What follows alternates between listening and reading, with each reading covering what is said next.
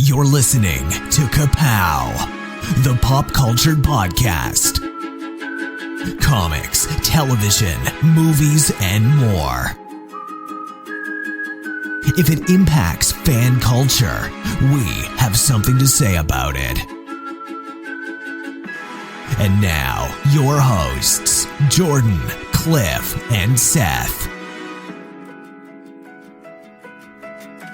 Hello, everybody, and welcome back to Ka-Pow, the pop culture podcast. It is a pleasure to have you with us. My name is Jordan Lowe. I'm Cliff Barnes. I'm Seth.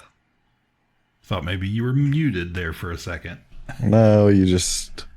There was a pause. Yeah, you said it weird. I don't know. That's my goal every week, is to say it differently, and by different, it just gets weirder every week, so I never know what I'm going to say. I did have a customer this week who, she's like, "Are you married?"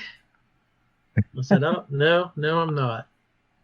Oh, well, so his deal, he had a $25 gift card to the Olive Garden that he wanted to trade me for some back issue comics. At least, in my favor. He would do it. He wasn't going to go straight up just $25. This was going to get you in good with the little lady. Yeah, so that was his thing. Like, I would not want to eat pasta alone as a sad middle-aged man by myself. But if I had a woman to impress, then I think the deal would have gone through. But he was going to get you laid. He thought, what is going to appeal to this guy? I'm going to get some comics out of him. Never-ending breadsticks. LLNEB. Ladies love the breadsticks. That's right. So he thought, then immediately after I said I wasn't married, I was like, oh, well, this deal never happened. It's not going to work. He left totally deflated and with no books. Well, he bought a chunk of books and then wanted a discount. Wanted to make sure I was giving him the best bargain. Most of them were $2 a piece, but he wanted to make sure he got some kind of deal out, even without the gift card. But small businesses, everybody. Support your local small business. I wonder what kind of gift card he'll bring in next time. He struck out with the Olive Garden. He'll just bring in spaghetti, right? In a pot. I don't know, a 30-minute drive with spaghetti, it wouldn't be good after coming all the way. Comes right in, you smell the pasta. He's like, there's no way he's going to be able to turn this down.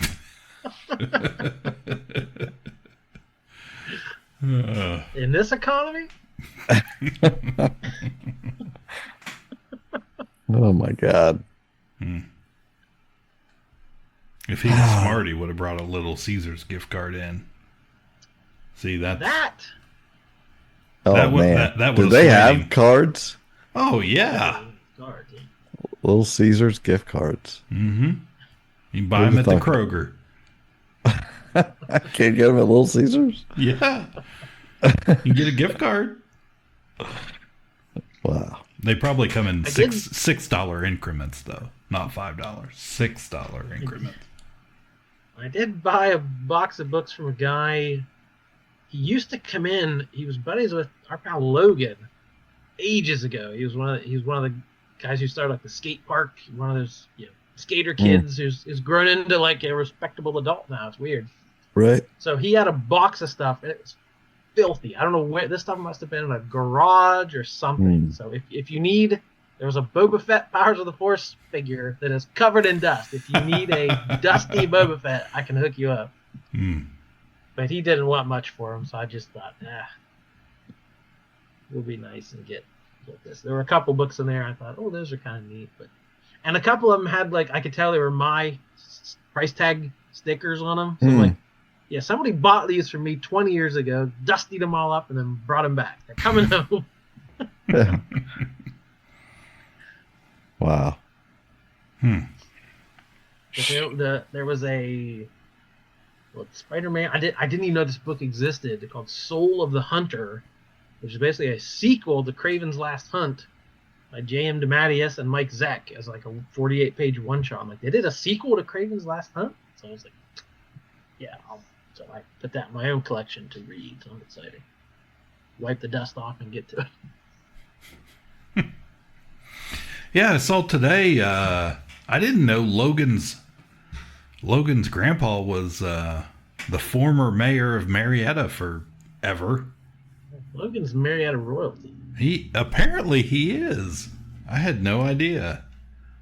I feel a little. I don't know how I feel about that. Like, do I bow? Do I curtsy? What do we do now? What's the, We could have at least worked him into our kids on bikes story. Yeah. That tied it all in. Man, next time. Already thinking how that would have worked. It would have been great. I can see you just whapping him with a shoe. Yeah.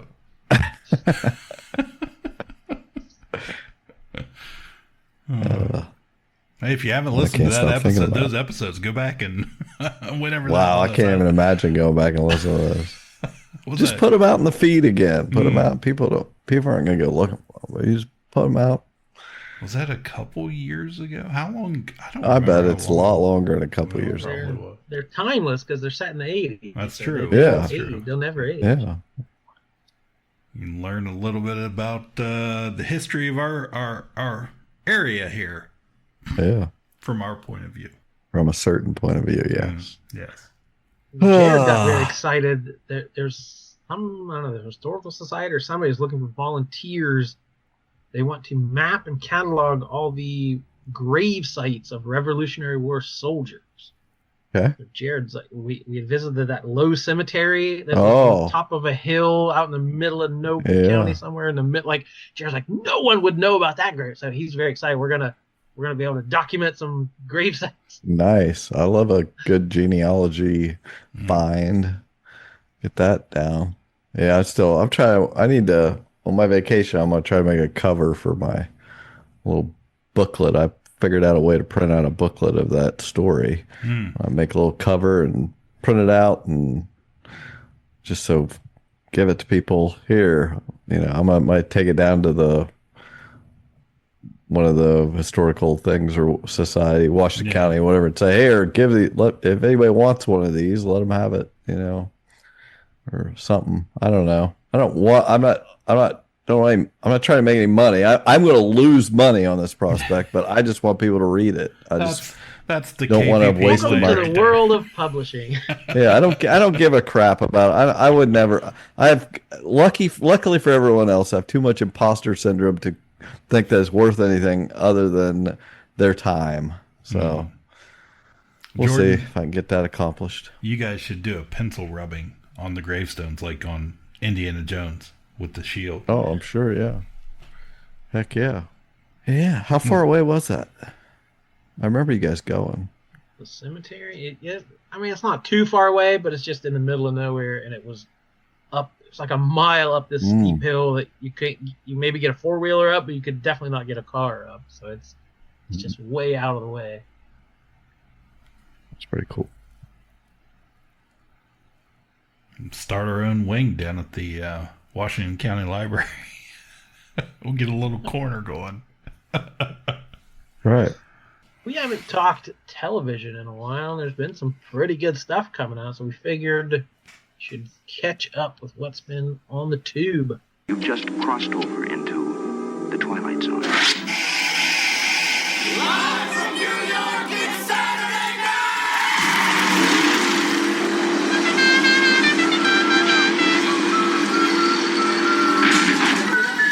Marsha! What's something like, yo?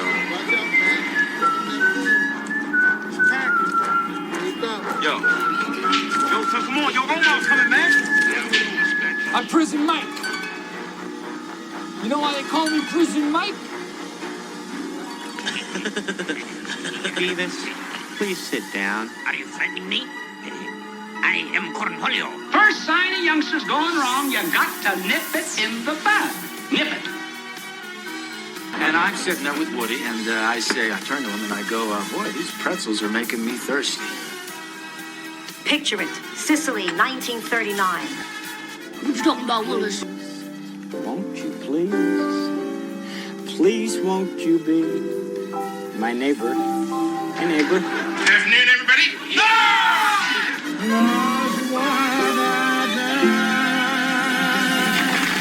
What'd you watch? So much good stuff. I got. What'd you watch? I haven't watched anything on TV. Did we ever talk about Andor? Well, he didn't watch it. He said he didn't watch anything on TV. Well, that's been a while ago. I mean, I thought you meant in the last week. Star Wars, nothing but Star Wars. Andor, yeah. Well, I feel like people are still talking about it. Like it's come and gone, but people are still. Oh, what if this ties to this? And here's a line from this episode in the last season. Like, people are still kind of dissecting what went on. Yeah, it definitely got people excited. And I was surprised, like, even in, I don't know, my neck of the woods or whatever, I've heard people that normally bash anything modern Disney Star Wars. They hate it all. They hate that Disney owns it. They hate that Lucas sold it. And it's impossible that Disney could ever make anything good. Well, maybe The Mandalorian's okay. You know, that type of thing. And I heard a lot of them change their tune by the end of the series. And I was like, okay, cool, finally.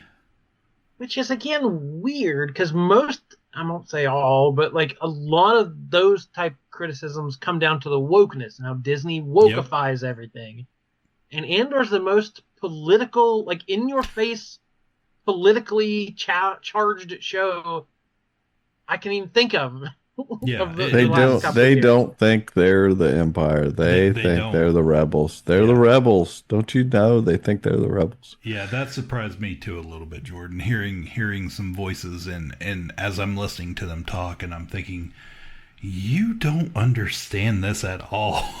Nope. Like, which is it's but it's so not even subtle. There's it's so in your subtle. face. It's so in your face.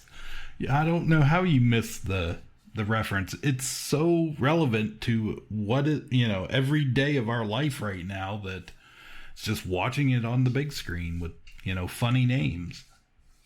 So, yeah, as far as the series go, I mean, I was every top tier, not just top Star Wars, top anything. Yes. It's one of the best series ever. Definitely. Yeah, and season 1, 2, and then watch Rogue One. I mean, yeah, I still haven't done the obligatory Rogue One watch, but Nick wants me to wait on him, but I'm ready to do that. Yeah, that was my only kind of negative. Like the last 2 episodes were a bit of a letdown, where like it was such a high point. The 2 episodes before that, where everything really comes to a head, and then it was like an episode of setting up. Well, here's how we get to Rogue One. Like it had to put the pieces, because it was a prequel. It had to kind of fit its way into where it was going to end up. So I felt a little bit like, oh, this was so good and ended on such a high note that it's like, okay, now we're just moving the pieces around. But I don't know. Those last few moments. That's the only criticism I have was like, those last few moments where they call that bank of episodes is 1 year before, but it obviously comes right up to the moments before, and when he's leaving, and when he's leaving, that we're looking around at everybody and just taking that all in. It's like it lets you. That's why I can't wait to watch Rogue One with that context of it took all these people. It's not just Andor. It was like all these people got him here, and the stuff with her, like spoilers for Andor. You've had time, but you must not care. But the whole thing with her, and seeing that he has a child, and it's like that was fulfilling to know she made this choice for the cause, also to like not tell him. He would have never, because he's too important, and this way he lives on in a way through this child. Like it was just so good. Like, but it was that ending, that little shot was so surprising to me, because I had fully, you know, like, okay, she took off and she's in the wind, like gone. We'll never see her again. We're moving the camera forward. We're you know. I just didn't believe. I thought we would. I was pretty sure we were going to see her, and they weren't going to let us not see that little red freaking droid. I was that like, would have bothered me. Yeah, they had droid. You had to see it playing on a farm. Yeah, it had to be living on a farm. Yeah, and sure enough, they did it. You know, I was just like, well, that was good. It made sense that he was with her, and yeah, you know, that was all. That was the comfort I wanted. I saw a thing even before they revealed the pregnancy that was like, so what if she left and was pregnant, and then she gives birth to Poe Dameron? And that's who her. Well, yeah, that's everybody's stupid. Don't ever change. People are stupid. Yeah, everything has to connect. Ridiculous. So dumb. Yeah. Yeah, but I mean, yeah, that was great. That is, I love Star Wars, and I love different things, you know, different aspects of it, but the rebellion part is, I mean, that is a core piece of Star Wars for me. That influenced me in a major way at a young age, to where like all the stories I love are all that story. It's a small group of rebels against a giant, you know, impossible enemy. And whether it's comic books, movies, or TV, that is my go-to. And I'm always, you know, my favorite things are those things. So yeah, it was more than satisfying to me. Oh, my favorite. I love that character. I can't even think of her name, but the girl that's with Luthen, his daughter or whatever, you know, Dink. She was so good, and she like this is her first role or something. Yeah, it was. Apparently, that's why I heard like she was not supposed to be that big of a role, but like the actress did such a good job, they kept giving her more. Incredible, and that was so good, so well done. And I was listening to an interview with Tony Gilroy just saying the reason they did that episode, giving them a past, like he wasn't necessarily would be drawn to having to say here's what happened. Mm-hmm. You know, it wasn't necessary to define who she was, except he wanted to be the one to do it.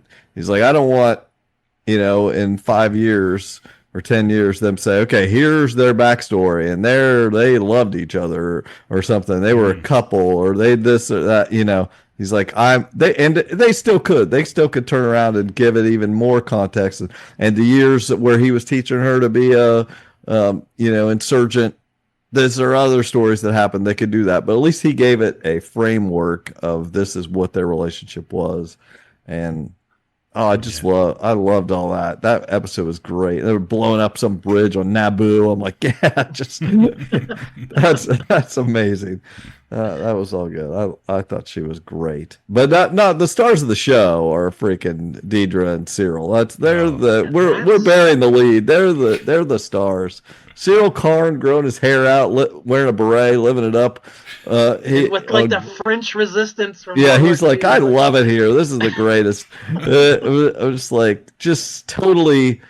And she's just like taking care of him. It's such this the dynamic, this sicko dynamic where, you know, she puts his mom in her place and all this, and it just like he's like, oh, and then when it comes to the head, mother energy.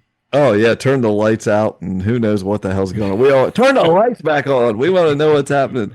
And it's like, but she's like straight up fascist. She's like a full on fascist, and he's like just like in the dark and just wants to be part of something. That's what I love. Star Wars is very black and white, good and evil. Like Darth Vader's bad because he's bad at the beginning, but like Cyril, like he was trying to solve a murder.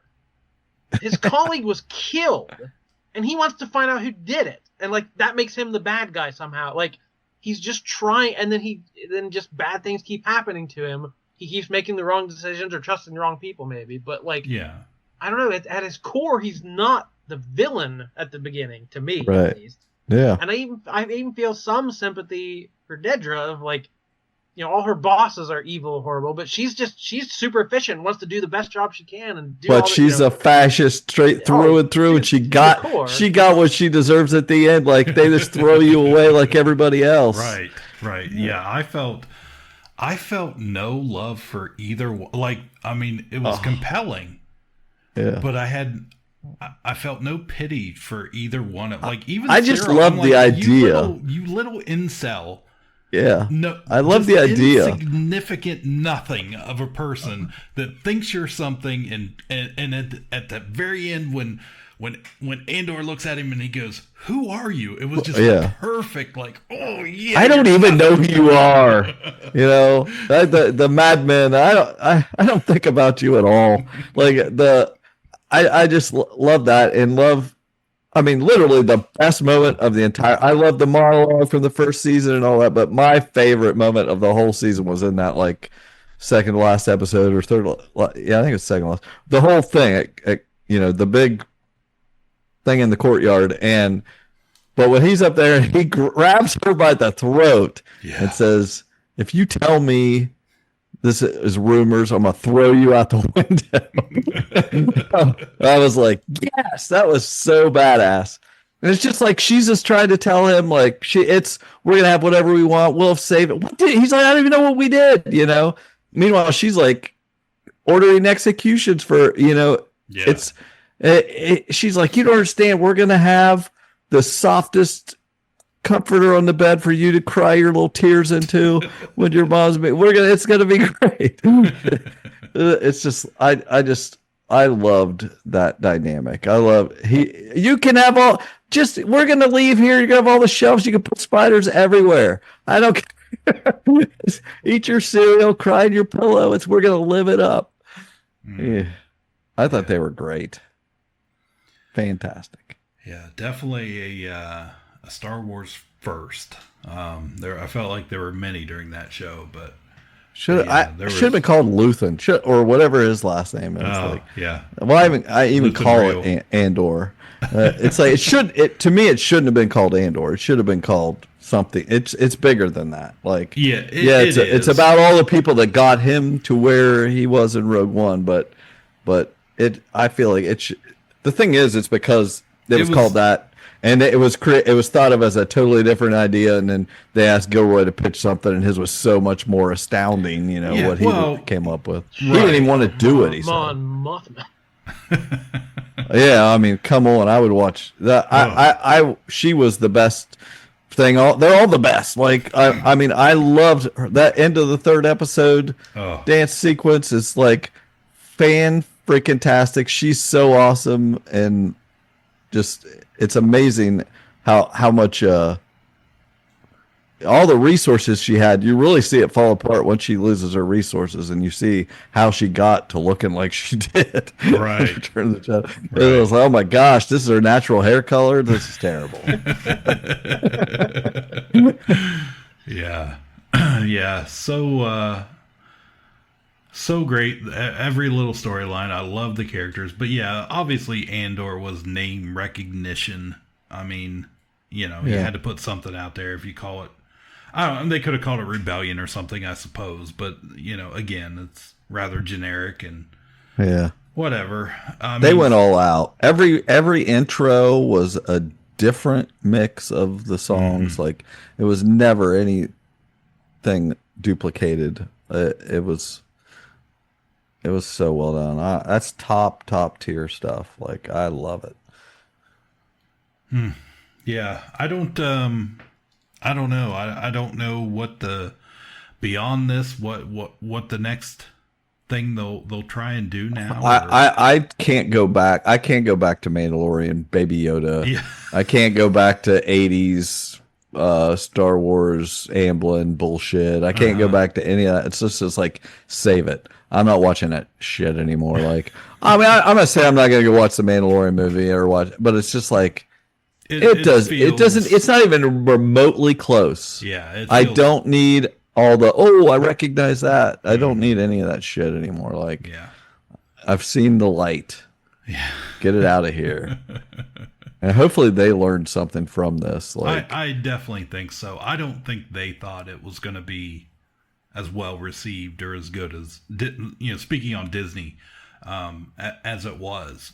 But yeah, I mean, season 1 was great. I went back. The thing is, it still isn't even as well received as, I mean, critically, but not everybody's watching it. I've heard, in that Star Wars fan community, I've heard a lot of really positive things and not nearly as much negative as normally. Like I said, I think people really dug it, whether they understood it or not. I think the more they watched, the more some folks got it eventually. But yeah, because a lot of the first few episodes, people were just, why are they just whispering, and why aren't they doing anything? Why is it so slow? And I remember people complaining that Rogue One was slow when it came out, and like, you watch that movie. Watching Rogue One seems like a breakneck pace compared to Andor. Like, Andor is so precise. Yes. And Rogue One's an action movie. It's like, holy cow, this is moving so fast. Right. Exactly. So yeah, love it. Well, it doesn't hit the ubiquity of like a Baby Yoda. Everyone was watching Mandalorian when it dropped. Like, right. That is way bigger hit. Whatever the critics say, it still hasn't hit that level of civilian. Definitely not. Well, you can't merchandise the hell out of it. Right. It's just not. That's what I mean. As much as it's great, and as much as Disney even sees this and knows that it is a critical super success, it's not I don't think it leads. commercial. I don't think it changes the course of the next. I think it's its own thing, and it's a great little jewel. We're lucky. Yeah. We got it all. Yeah, my new Saw Gerrera toy isn't gonna spew Rhydonian gas from a suit or anything, We're all worse off for that. That's not a bad idea. I mean, they could, do it. Hook that up. It looks like you got something going on over there. Your lights are. Yeah, it's parties and going nuts. Well, speaking of epic TV shows, as much as I would love to make people watch this. Like if I could right now assign you something to watch, I would make you watch this. But you guys have never seemingly been a fan of any of this, and you're probably spoiled for it anyway because it got so much media attention in the last week. But I was not spoiled for it when I watched it, and that is season 2 of The Rehearsal. Oh yeah, I was all on it. You watched it? Yeah. And you were not spoiled for that final episode? No, I watched it on Sunday nights before Last of Us. Like I wanted to see that more. Oh, absolutely. I never watched I always watched Rehearsal first.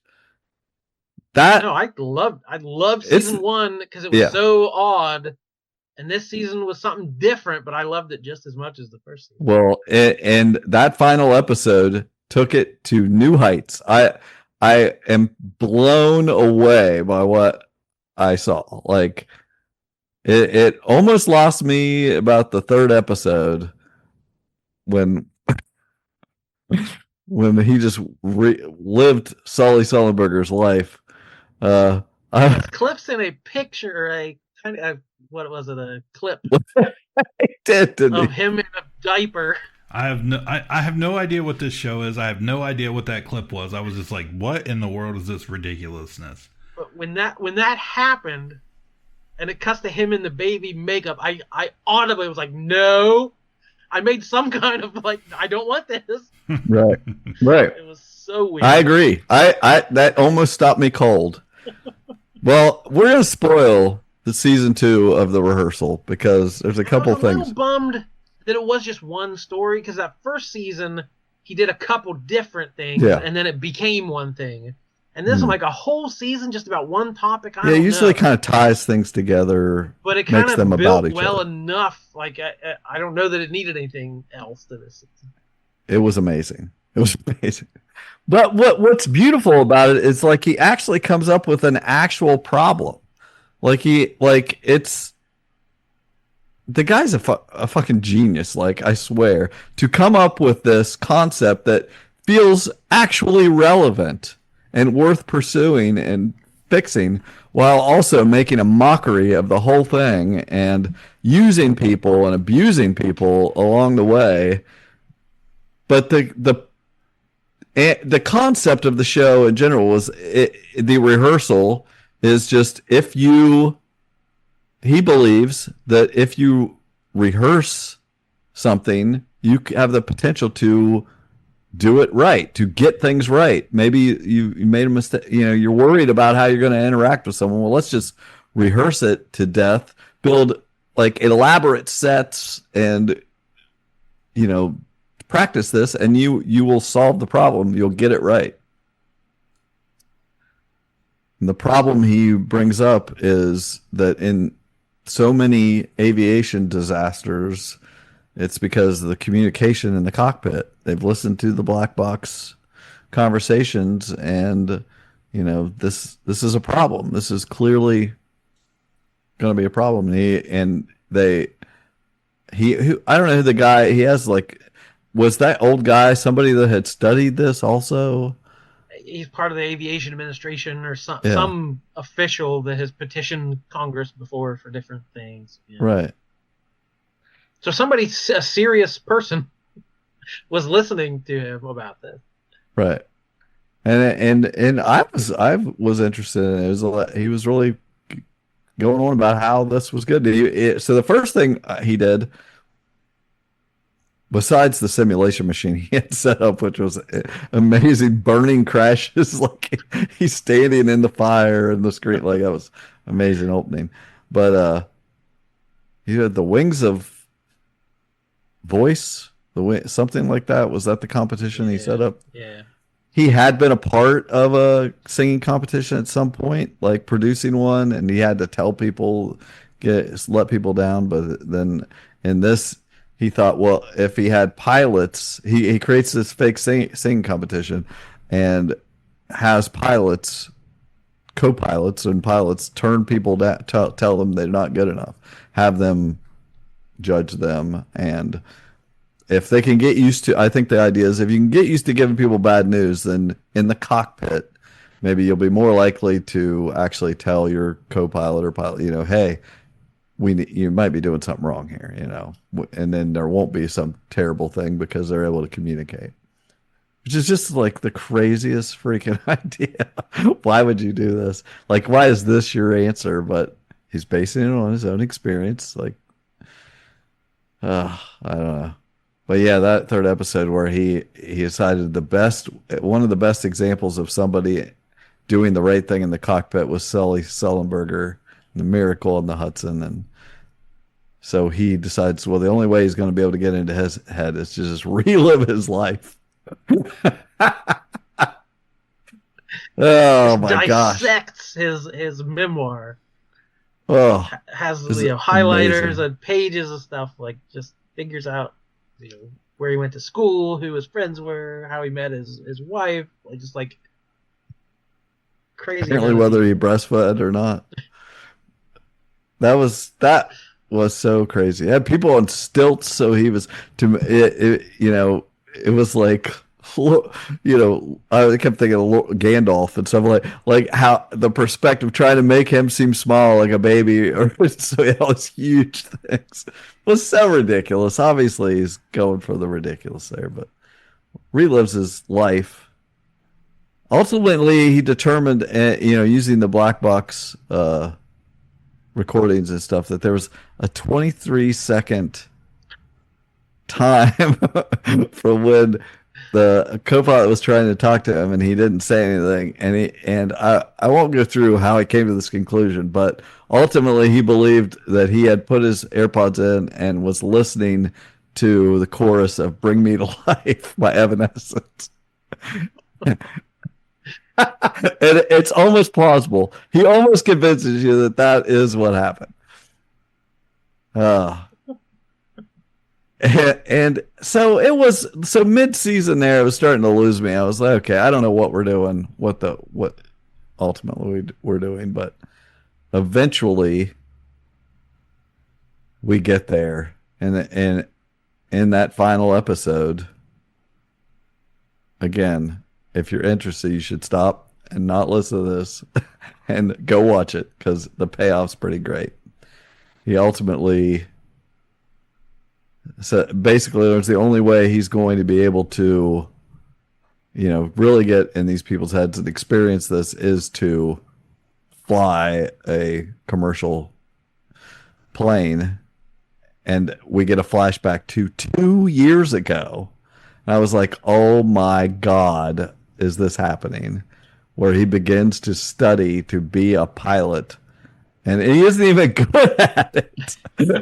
He's one of the worst learners of it, the slowest learners they've ever had, these instructors, which is amazing. And he sticks with it. The guy is obviously smart and very dedicated to his shit.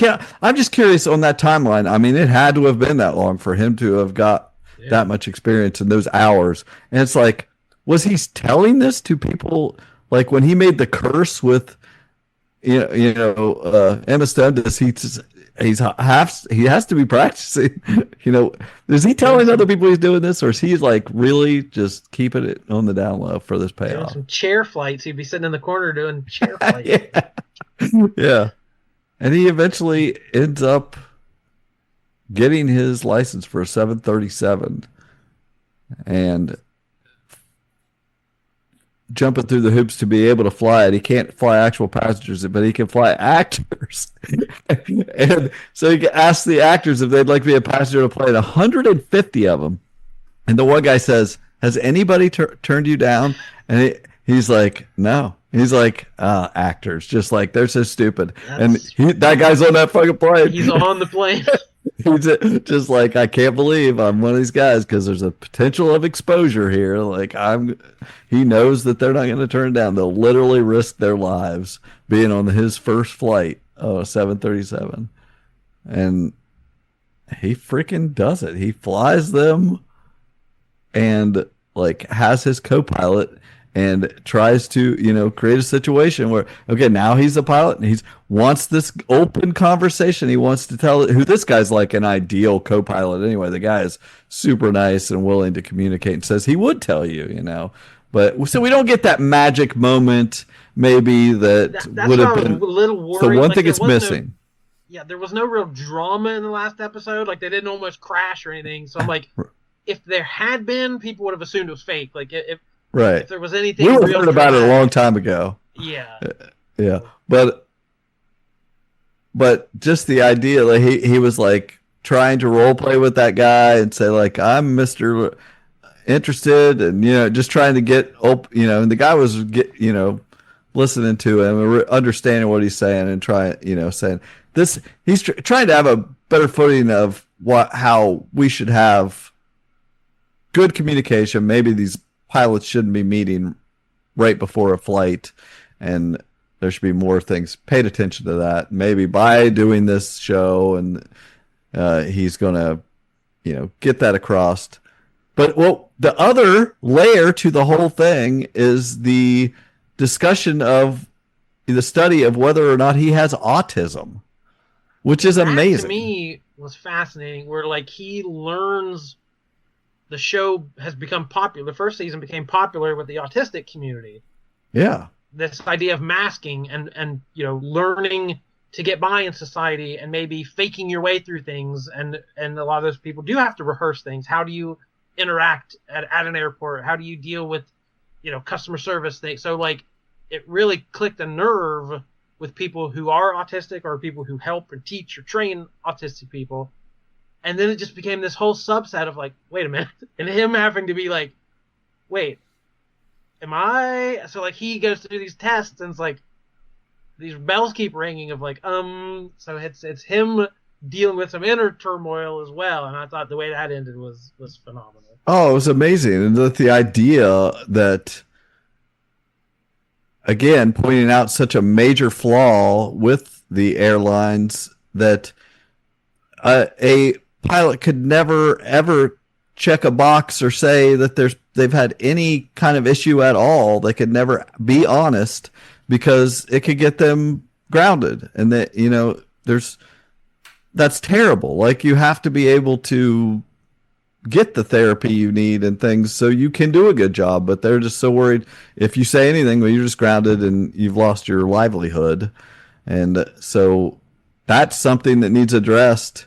But like you said, like even at the end, he's struggling. Like, how do I check this box or don't I? And then he ultimately is just, it's like they wouldn't let if there was something wrong with somebody, they wouldn't let them fly. So, and I'm flying, so I must be okay.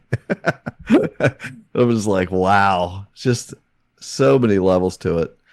And still, ultimately, throughout, they're still having the Wings of Voice contest.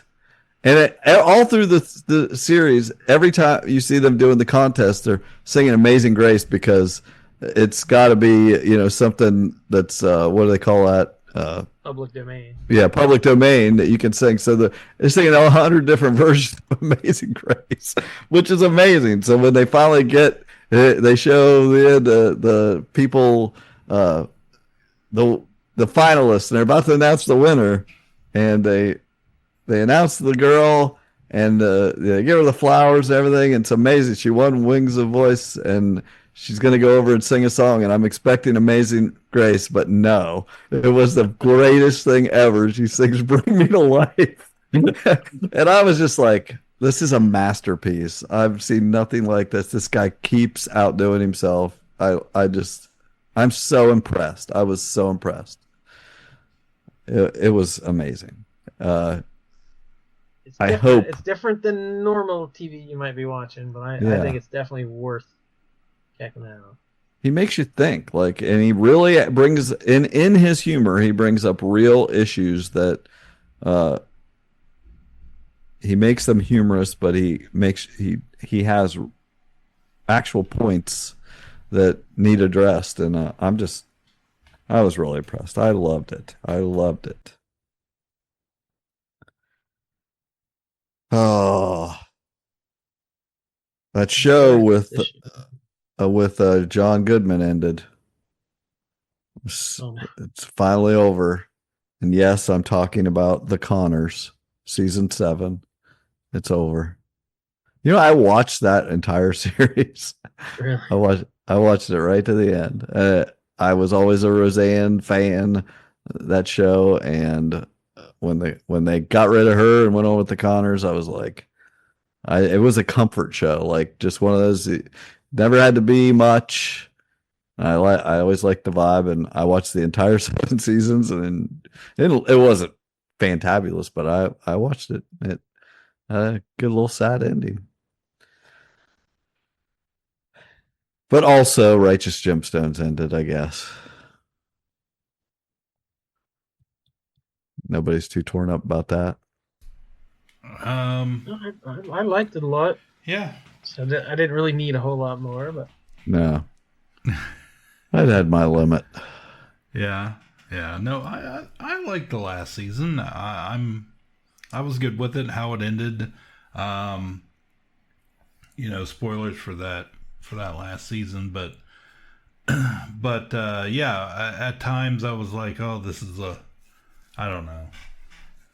The whole show was ridiculous, so it was right on par with that. But yeah, like them getting shot and crawling around the house kind of cracked me up in the last episode. But yeah, I thought it was fine. I didn't feel like it really wrapped up a lot as far as that went, but it wrapped up the season storylines, I guess, but not the show as a whole. I kind of thought, but yeah, I mean, somewhere out there, I guess, Baby Billy's still making TV shows, and I swear I laughed every time he said Teengus. Teengus now. It's Teengus. It just made me laugh. That delivery just made me laugh every time. Yeah. It was so stupid. Yeah, I had enough. I was glad to have that last season, but I'm done. They are too. Yeah, good. Well, sticking to Sunday nights on HBO, The Last of Us season 2. I really like season 1. I have no connection to the video games. I have no preconceived notions. I know people have been really giving Bella Ramsey a hard time online and complaining about this, that, and the other, they're like stupid. every fan does. But I was curious of your take on season 2. I haven't liked it as much as the first season. It just hasn't quite grabbed me. Yeah. My perspective, I played both of the games and really, really liked both of them.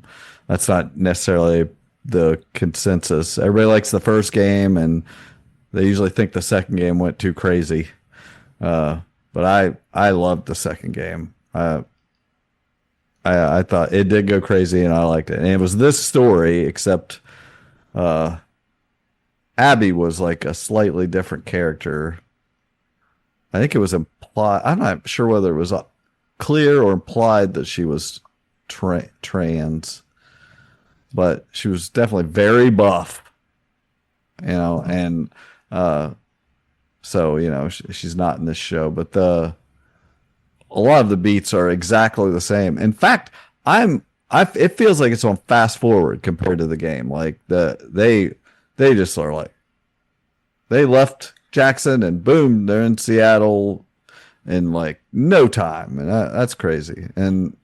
But they perfectly redid the aha song moment, and so many other moments are just like beat for beat. Yeah, there's been several moments, me having no familiarity with the game, me saying, I bet that's from the game. Like, right, yeah. Certain shots or certain things they've done, I'm like, that has to be a reference to make the fans happy. Like, it's some pretty obvious moments. Golf club. And there's a lot of stuff of like, oh, she goes into a warehouse full of goons to, by herself. It's like, okay, that makes sense during a video game, but as a TV show, it's like, is our main character dumb? It's like, this is not a good idea. There's so much killing in the game because it's a video game. You're like, she's going around constantly murdering everybody. So what seems like hardcore in the show is like, and you've killed so many people by the time you get to do something. It's like, seems like, yeah, of course you're gonna kill them. I don't know. I think it's fine. I really like the flashback episode, obviously, that where because this is straight from the game. The whole astronaut thing, that's a big thing from the game, and I just liked all the communication between the two of them, and the flashback to his dad, and just thought that was really well done. And when you see his dad coming up to enter the door, mm-hmm. It's like, oh, what famous Latino actor is this going to be? Like, I knew it had to be somebody. Like, we're getting to every good Latino actor. It's like, oh, it's Lalo, awesome. So I knew it was going to be somebody good. He was great. It's good. I like it. I like Bella. I like it all. I just feel like it's on fast forward, and I did not like the way this necessarily how it ended. Like, I mean, I knew it was coming. I knew they did day 1, 2, 3 in Seattle, and in the game you play as both characters. You play as Ellie and you play as Abby, and eventually they come together at the end of the game, and like that's what they're doing here. And so we'll start out next season with day 1, 2, 3 with Abby, I'm sure, and I mean, which ultimately is like crazy because it's it's going to be over a year and a half till we even get the next season, and then you're basically not going to get Bella Ramsey. You're going to be starting with Abby for who knows how long into that season. I really just didn't like my main thing. I didn't like the gunshot fade to go to black. Like nobody believes that she killed her. Like why even do that? That was stupid. But that thing with the pregnant girl and that guy, this is straight out of the game. Like they were doing it. I don't know. I like the game better, but the show's pretty good. It's no rehearsal. Her Face is back. Do you watch that? What? The Ryan Johnson Columbo show with Natasha Lyonne. That's a good show. No, I'm not on the. Not on the Peacock. Peacock. Not Gotta ride the cock. Cliff, I was gonna suggest something to you. You like Nona's, right? Yeah, it was all right. Little Netflix comfort show. Did you watch 4 seasons? No, I did not. My wife did, I think, or daughter. I have not watched much of anything. Period. Just Disney stuff. You're just watching Disney YouTube. Yes, straight up. It's been busy. We've had high school graduations and parties planning and party goings and a whole bunch of stuff. So no, I haven't watched anything. I feel like. Well, anyway, I watched it. It was kind of a comfort show. It had likable people. It was based on an Alan Alda movie from the 70s or whatever. But this had like Steve Carell and Tina Fey and Will Forte and Coleman Domingo, and it's just a good, pleasant show. Yeah, I think they renewed it for another season. Oh, I saw that somewhere. Yeah, I believe I that. knew Alicia, I think, watched it. She's watched that and whatever the John Hamm show is on Apple. Oh yeah, Friends and Neighbors. I watched that. So yeah, she really liked that show. I didn't watch it though. Chekhov's Trunk.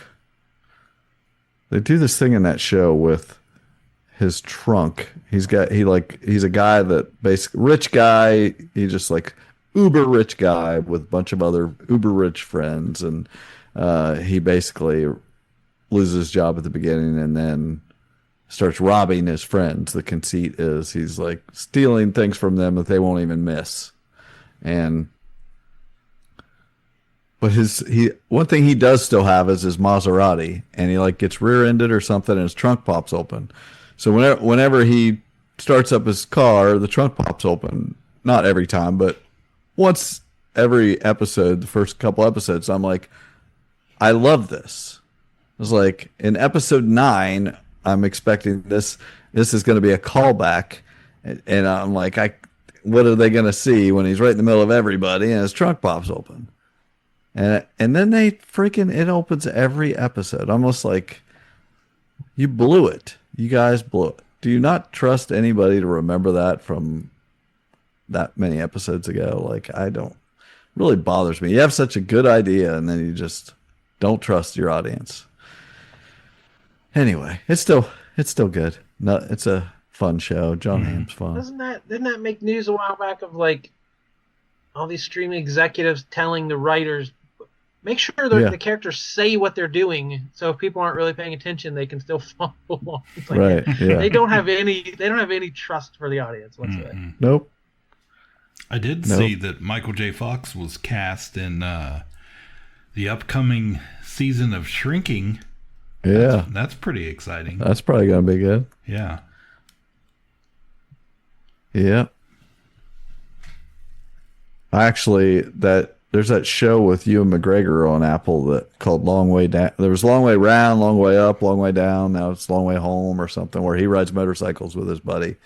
They've ridden all over the world for like 100,000 miles probably by now over the years. I was watching that. That was one of the things giving me the itch again. It just looks so fun. I want to do stuff like that. Not all like them, but just maybe around Ohio. It's good stuff to watch still. I think we're getting a dry spell here pretty soon. So that's fine. There's always time to catch up on older stuff. I got 1 million 4K movies. Modern technology. It used to just be the show aired one night and you were maybe lucky to catch a rerun. Now it's just out there forever. You can watch old stuff and pretend it's new to you. If you didn't see it, it's new to you. That even was a sales pitch back in the day. Mm-hmm. Yeah, slogan. There you go. Exciting. TV. There we go. How about it? Is that it? Or are we done? Yep.